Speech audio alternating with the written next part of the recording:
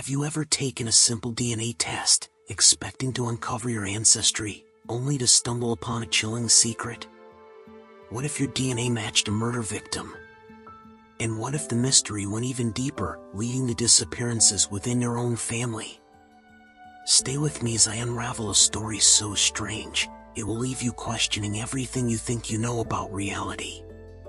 Dear listeners, if you're enjoying this spine-chilling story, don't forget to hit that subscribe button and turn on the notification bell so you never miss an update. Your support means the world to us, and we love having you as part of our growing community. Thank you for being here, and let's keep exploring these mysteries together. I did one of those at-home DNA testing kits. You know the ones, they can supposedly tell you your ancestral makeup, help you connect with long-lost relatives, that sort of thing. The specific test I used had this option to make your DNA available to law enforcement. That way, if there was a partial DNA match to a crime scene or victim, my DNA may help law enforcement identify the perpetrator. Maybe I shouldn't have opted in. The thing is, I've read about these a lot in the news. If you're a true crime fan, you know that these kits can sometimes lead police to catch decades-old serial killers and rapists that have long eluded capture. My thinking was that if one of my family members is actually a monster, well, I would want them behind bars, regardless of who it is. So, I opted in, but never really considered the possibility that there'd be a match. And then there was. I was contacted by my local police department and notified that my DNA had been a partial match to a Jane Doe, and that they'd like my help in identifying her. That was honestly not what I was expecting. I was a match for a dead woman? The police explained to me that our DNA profiles indicated we may have been related, and that they wanted to know if I knew of any relatives who had gone missing or hadn't been heard from in the past 5 years. 5 years? Yes, because they've determined her time of death was about 5 years ago based on the state of her body when it was found. They've reason to believe it's a homicide, although they weren't able to tell me the cause of death. Apparently, due to the state of her remains, it was impossible to tell. Well, I didn't know of any family members who've gone missing, but I don't know my extended family all that well. I decided to get my mother involved, who does genealogy. She worked with the police, going through our family tree, but ultimately, we couldn't find anyone. So, someone we didn't know we were related to, possibly? At this point, we decided to talk to the rest of my family, immediate and extended, to see if anyone else knew anything.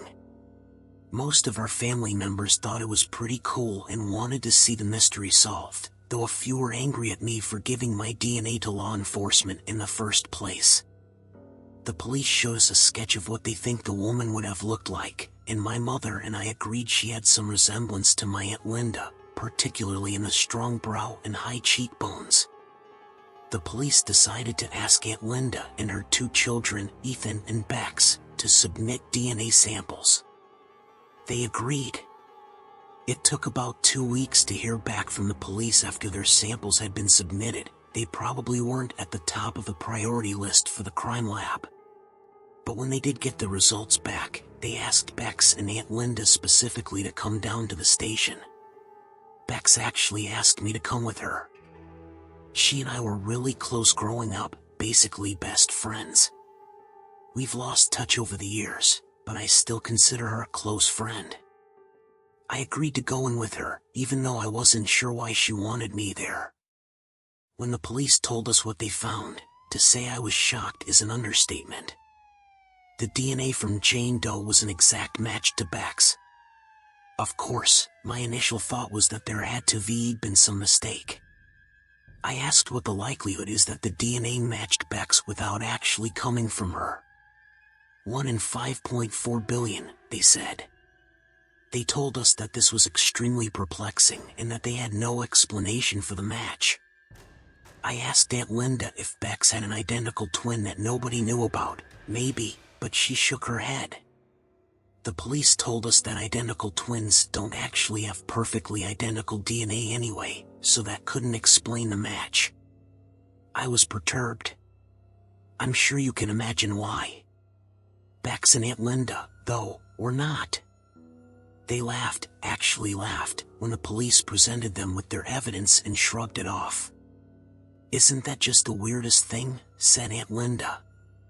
They were both smiling and giggling the rest of the time, which clearly made the police uncomfortable.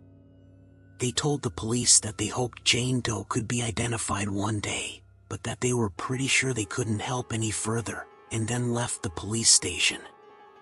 I followed after them in a daze, confused both by what the police had told us and by Bex and Aunt Linda's behavior. On the way home, I asked Bex if it truly didn't bother her. She said, "Come on, Veronica, there's obviously been some mistake. It's just not possible for my DNA to match exactly with a dead woman's. The cops screwed something up, and they'll probably figure it out in a few days and call us and apologize. Don't worry so much about it." I tried to take her advice. My mom even agreed with her, saying it had to be some sort of error and that it would get cleared up sooner or later. 3 days after we spoke to police, Bex, Ethan, and Aunt Linda vanished. My mom had gone over to their place to borrow some family photo albums from Aunt Linda to discover that the front door was unlocked and open. Nobody was inside. We tried to reach them on their cell phones, but were informed that their numbers had all been disconnected. Nothing was missing from the house. They didn't take any personal belongings. Their cars were in the garage. It was like they just vanished. And they didn't come back. We reported them missing, of course.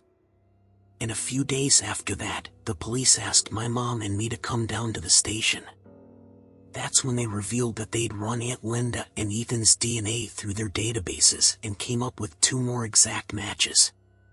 To a Jane and John Doe, whose bodies were found within 50 miles of each other, and the original Jane Doe.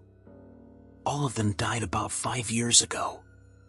Once as a mistake or maybe a weird, freakish coincidence. But 3 times? The police were baffled. They asked us for all the information we could give them on my aunt's family. They specifically wanted to know what they were doing 5 years ago. All we could tell them is that they'd gone on a family vacation that year, and had been gone a week longer than they'd planned. But otherwise, we had nothing useful. It's been a few months since then. The police have no answers for us, and we have no answers for them. I keep waiting for Bex to call or show up. Or any of them, really. But it's like they vanished off the face of the earth. The worst part is that there's nothing I can do. I've done so much research to try to find something that can explain what's going on, but I can't come up with a theory that makes sense. Nothing grounded in reality, anyway. All I wanted to know is if I'm part Irish, and instead I ended up discovering that my family isn't at all what it seems. This story is full of mysteries. Now it's your turn to unravel them. What do you think really happened? Drop your theories in the comments. We're reading every single one. The most intriguing idea might even be featured in a future video. Don't hold back, let's solve this together.